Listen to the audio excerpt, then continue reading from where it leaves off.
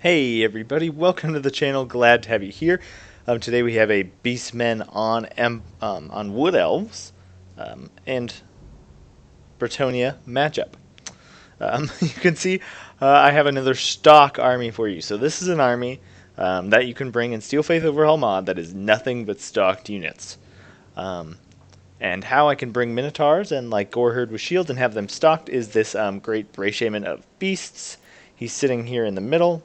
And he does have this mists of Gur or Gur or whatever it is, but it imbues stock to everything around it. So all these units here are going to be stocked, and I have two Goreherd with shields, a Hounds of Pestilence, two Minotaurs with shields, and a great Bray Shaman of Beasts. I do have some Ungor Raiders, some Ungor Herd protecting them, Ungor Spears, Ungor Raiders, and then three of these Sand Gors.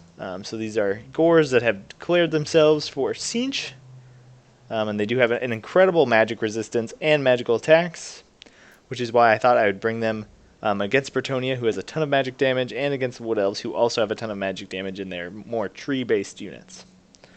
Another Ungor Raider over here. I do have some Hounds over here that are hidden away in the forest.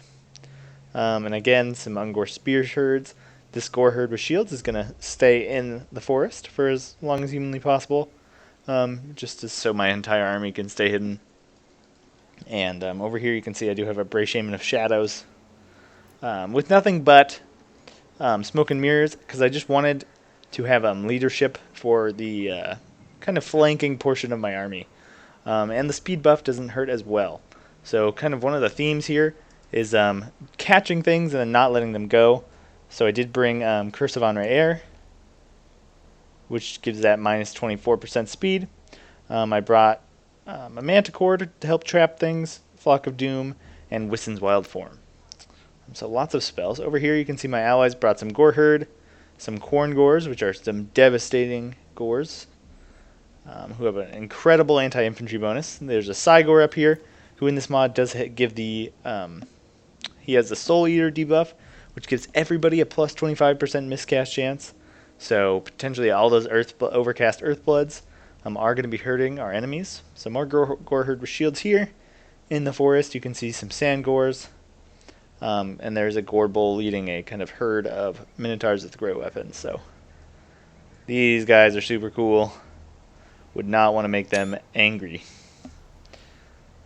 So we go over to the Wood Elf player. You can see some Hawk Riders over here. Orion is pushing up to potentially get some spells off early.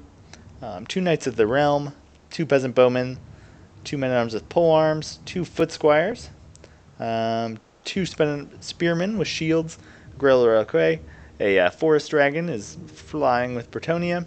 The Fey Enchantress is over here with some Shadow Dancers as an escort. These guys do have a really cool Lore of Shadow spell that is the Shadows, the Withering of Shadow, and so it only costs 3 winds of magic, and it's like Withering for the Lore of Shadows, but just far reduced cost.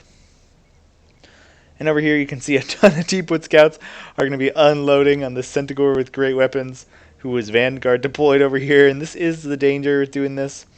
Hopefully he's able to take out one of these guys, but he's going to start taking a lot of damage, because that's 4 Deepwood Scouts over here. Some Royal Hippogriff Knights in the trees, the Green Knight, and then 2 very spread thin units of Wildwood Rangers. So the Wood Elf player definitely going for a more elite build. Let's kind of see how this plays out. Yeah.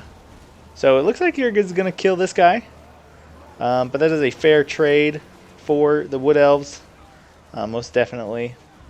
Because this is a 1,000 gold unit right here. He's going down. Nice pick. You can see finally these guys are going to fight, and they really don't have anything here to... Well, the Sand Gors will kill the Green Knight, so hopefully they can get him on there. But the Gorbull and the Minotaurs with great weapons won't have the best chance. Over here, a little bit strange, he dropped his Hawk Riders down into my Spearmen. Luckily, because I have this Bray Shaman over here, their leadership is going to not falter instantly. And I think he meant to just shoot, but he accidentally dropped them in, and they're going to start taking a ton of damage. You can see my little stocked horde is coming up here. You can see they're all hidden. and I was hoping to catch these Knights of the Realm here, not prevent them from getting a charge, and then come around here on the flank of this Bretonnian force. So you can see over there, engagement's going, and those Centaurs have been shattered. You can see over there that engagement's going pretty well. Looks like some nice Cygor shots coming in there. Some hidden units are revealed, the Minotaurs. And I don't think he's going to notice, because it's just a little too close. So, yeah, you can see no charge going down there, and I'm going to drop all my melee attack boosts and just start trying to chunk these guys. You can see I'm going to be pulling my Ungor Raiders around to the side. And here comes these other Knights of the Realm. He was using them to scout. I would have loved to have seen this kind of come in the back here, but that would have definitely spelled doom for them. So here you can see they're coming in. Not quite sure what their goal is, but they don't get a charge here on these Sangors. I think they were trying to potentially charge these guys or scout, or he was kind of just micromanaging over here. So you can see these Hippogriff Knights getting ready. Over here, Wood Elves are catching up. Just want to make sure I'm not missing anything. And the Sangors are dealing a decent amount of damage to these Green Knight. But with these Wildwood Rangers, you can see those Minotaurs running for their lives. Because in the forest, right, they do have charge resistance against large. And over here, Ungor Raiders getting some nice flanking shots with their 1 armor-piercing damage. And you can see those Knights just being pulled down. These guys as well.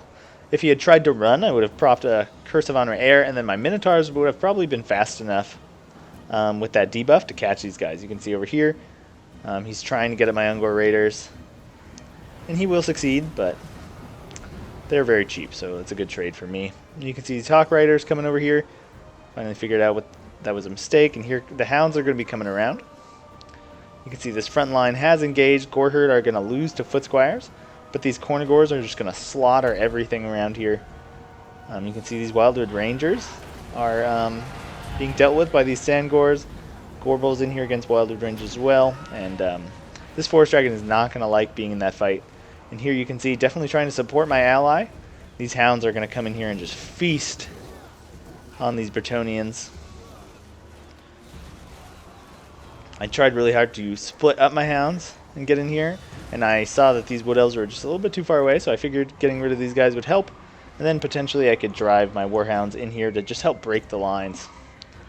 So you can see here I'm raising a Manticore to try and finish off these Hawk Riders, and then I'm going to be supporting with the Ungor Raiders. And then over here you can see charging in again, trying to keep all these guys. You can see some of that they're hidden again, which is really cool. So I guess this guy's not. He's a little too far away. And the goal with this is actually to lock your unit groups. And if you lock your unit groups, you can see the Hounds and everything are keeping up with my Spellcaster. So you can see over here, he probably doesn't. They're hidden again, so yeah, there you can see my hidden units are revealed. And so now these guys, you can see, instantly are pulling away. But it's just a little too late, as you can see. We've kind of collapsed here. My Hounds helped kill the Men-at-Arms, but then these Shadow Dancers came in here, and they're going to lose over there. And you can see these Minotaurs definitely would have done better if they had not fought in the trees, where they have a huge debuff to melee attack. Well, actually, they probably don't, because they're Minotaurs, so they're good in the forest. But that Forest Dragon is just kind of outclassing them a little bit. And you can see my Hounds going over here, chasing after these guys. Sangors are going to come in. Hounds of Orion. And at this point, I've kind of given up on my stock. It doesn't matter at this point. Now it's just chase down the Wood Elves with our superior speed. You can see the Hounds are just going to feast. And my Minotaurs are chasing after things. And I do have the Minotaurs with shields, hoping to not have them just be shot to death. You can see over here I did commit my Sangors to help take out that Green Knight, because I knew they had that magic damage. You see these Hippogriffs are in here just laying waste. Probably a Comet coming down right here. But again, these are Sangors. They have a 40% resistance to magic. So this will not do very much damage, most likely. Yeah, so there you can see it almost insta-killed this Gore Herd, but these Sangors did not take very much damage. You can see over here, Gore Herd are helping take down these Shadow Dancers. So my Warhounds just chase. I did get these Minotaurs in here. I'm going to bring these guys, bringing my Hounds of Pestilence up against these Wildwood Rangers. And then I'm going to be guiding these Warhounds around. So just like the effectiveness of these very cheap Warhounds on the Wood Elf line, as long as you protect them, because you can see he knows they're a threat. Dropping those Hounds of Orion, the Warhounds are just going to sneak around and attack in the back. You can see I was dropping Flocks of Doom on this main line, trying to take out that Green Knight, but even with that, he's still pretty healthy. Forest Dragon's still alive. I got some Gore Herd over here. Oh, but man, look at these Minotaurs just like surround Orion. They're just a little bit out of his league, I think, especially in SFO. They are just incredible. Pretty decently high melee stats, great leadership, decent melee defense and attack. They're definitely going to just do a lot of damage here, because Orion has what? 45 armor. So he's going to block very little of this damage. These Sangors coming in the back.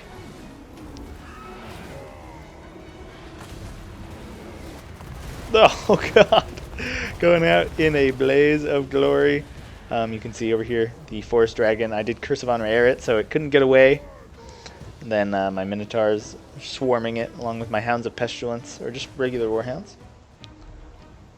And so yeah, I just wanted to show off this battle to really showcase the stock Beastmen army. I think it's really fun. It's very thematic, and it's nice to kind of not bring the, not just bring, oh, there's Orion goes, not just bring the Morgur or the Kazrak, you know, try out some of the other lords that all tabletop lords, the mod, gives us. So very cool. Thanks to all the guys for playing this one. You can see just the Hippogriff Knights are going to be running around, trying to charge the Cygor down. Yeah, so it's going to be a Pyrrhic victory there. You can see my Sangors didn't really get committed. My Warhounds doing a lot. You can see my Minotaurs of Shields got 2 chevrons. Pratman here, you can see. Yeah, with the Wood Elves, look at these Corngors, 219. Just cutting through that mainline infantry. Over here, yeah, you can see just the Forest Dragon doing pretty well. The Hawk Riders, shame that they got kind of wasted like that. But the Shadow Dancer's doing very, very well. The Hippogriff Knights always, no matter what happens in the battle, chunking out a decent amount of stuff. Definitely one of my favorite units in the mod currently. Anyways, great game to Isaac and Digamanos, and thanks to Pratman for playing with me. Anyways, thanks so much for watching, guys, and that's that.